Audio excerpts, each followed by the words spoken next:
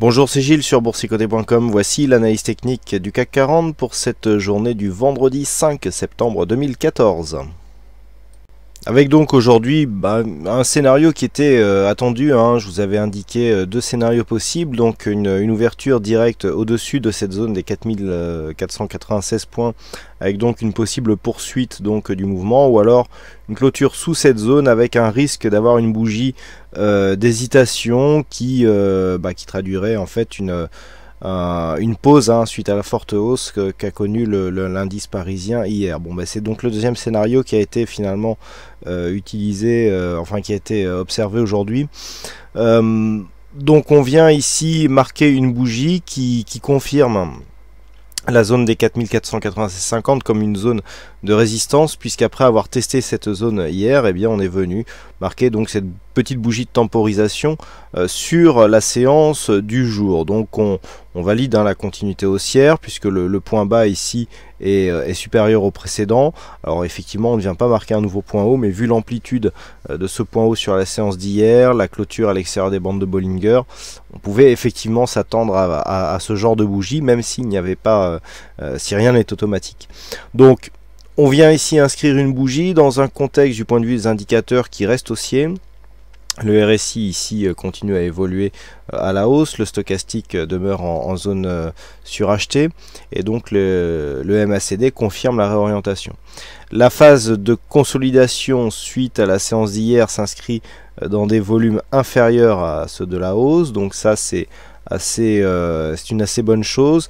Par contre, des volumes supérieurs à la moyenne, alors que la bougie est vraiment restreinte du point de vue de sa volatilité et notamment du point de vue de son corps, serait plutôt une mauvaise nouvelle, en tout cas si on est haussier, puisque des volumes supérieurs à la moyenne sur des bougies comme ça, petites et hésitantes, en général sont signes d'un point de retournement possible. Donc on va prendre en compte ce scénario, même si c'est le seul élément, je dirais, qui pourrait aller dans le sens d'un retournement, enfin un des seuls, puisque nous allons voir qu'il y en a d'autres, même s'ils sont peu puissants, mais en tout cas ils existent. Donc on vient ici dans une configuration qui va plutôt dans le sens d'une continuité haussière, inscrire cette bougie d'hésitation. Alors quelque part ça va dans le sens de la statistique qui était sortie pour aujourd'hui. Alors sur c'était assez partagé sur le trade du jour. Par contre sur le trade optimum on avait été plutôt orienté à la baisse. Il y avait très peu d'objectifs, alors on est presque venu chercher cet objectif sans pour autant le réaliser, mais on inscrit effectivement cette petite bougie baissière. Alors cet ensemble maintenant de grandes bougies ici, suivi d'une grande bougie verte, suivi d'une bougie d'hésitation rouge, décrit un harami. Alors le harami est une figure de retournement. C'est pas une figure de retournement très puissante.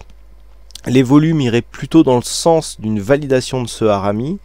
Le fait que cette figure soit placée juste ou sous une résistance majeure irait aussi dans le sens d'un possible retournement de tendance.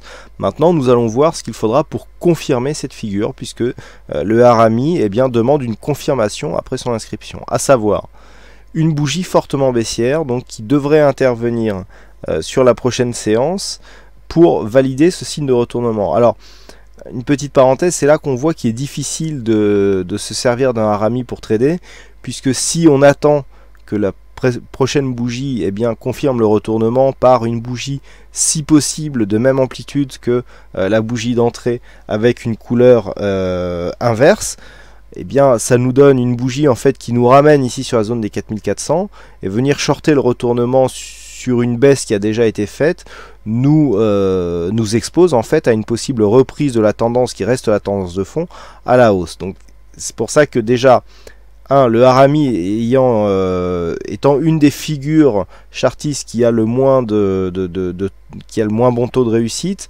en plus il faut attendre qu'il soit confirmé. Donc voilà, c'est dire que nous avons quelque part une figure certes qui peut annoncer un retournement, mais qui est difficile d'utiliser pour prendre une position réelle. Donc ça c'est le premier point, surtout que nous avons quand même des signaux qui nous renvoie plutôt sur une continuité haussière. Donc malgré tout, on peut se servir effectivement de cette figure pour mettre en place des stratégies. Mais tout d'abord, je voudrais donc que l'on vienne sur la vue hebdomadaire, vu que nous sommes vendredi, voilà, pour nous apercevoir que la séance que nous avons eue cette semaine vient dans la continuité. On a eu ici cette phase de baisse, phase d'exagération ici que je vous avais indiqué, qui a donné lieu d'ailleurs à des retours, on en avait parlé. Et suite à cette phase d'exagération, suite à cette phase d'excès, on a marqué ici une phase de retournement avec, vous le voyez, une amplitude, même si on part de cette bougie, où on est ici, alors même celle-là on pourrait l'intégrer, fortement baissier, là un peu moins du point de vue de l'amplitude, ensuite une bougie d'hésitation, petit corps vert plus conséquent et gros corps vert. Donc là on a vraiment une progression qui montre vraiment, qui va dans le sens de ce retournement et donc qui est en train de donner sa pleine puissance.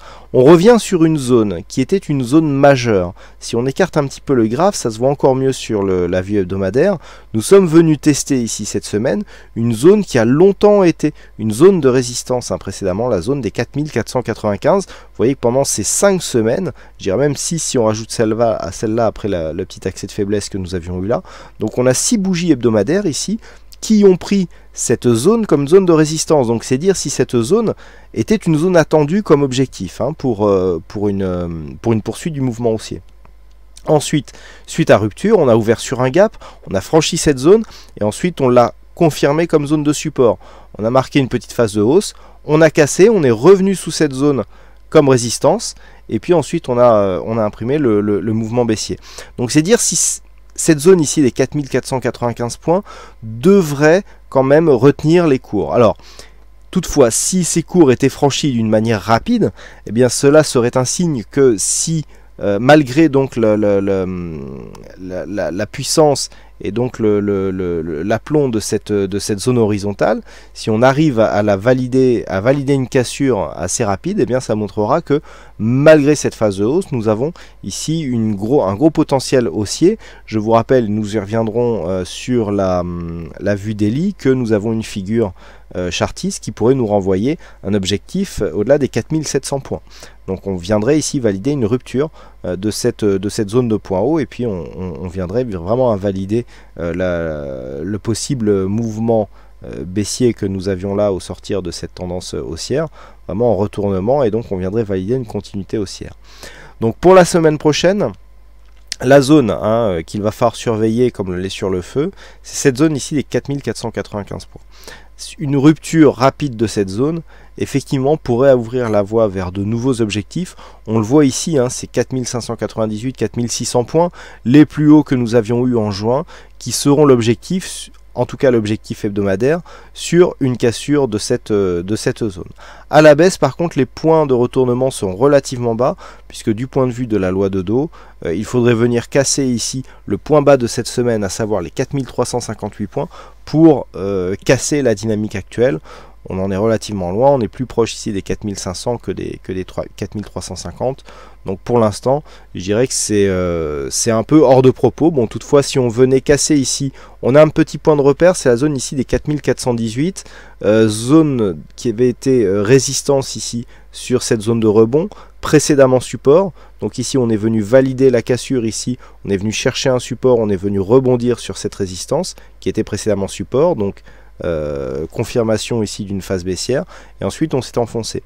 Le fait de repasser au-dessus de cette zone, on peut se permettre de revenir consolider dessus pour confirmer le changement de statut de cette zone horizontale, de résistance, même si la résistance n'a pas été marquée sur la phase de hausse, à zone de support. Ça irait dans le sens d'une confirmation du mouvement haussier que nous avons et qui est toujours en cours. Si on vient à casser ici cette zone des 4415-18, eh bien il y aura risque d'affaiblissement et donc d'invalidation de la poursuite de ce mouvement haussier. 4415, 18, 20, c'est la zone que nous avions en daily et qu'il fallait casser pour confirmer la continuité du mouvement haussier. Et vous voyez que d'un point de vue hebdomadaire, cette zone était relativement bien visible.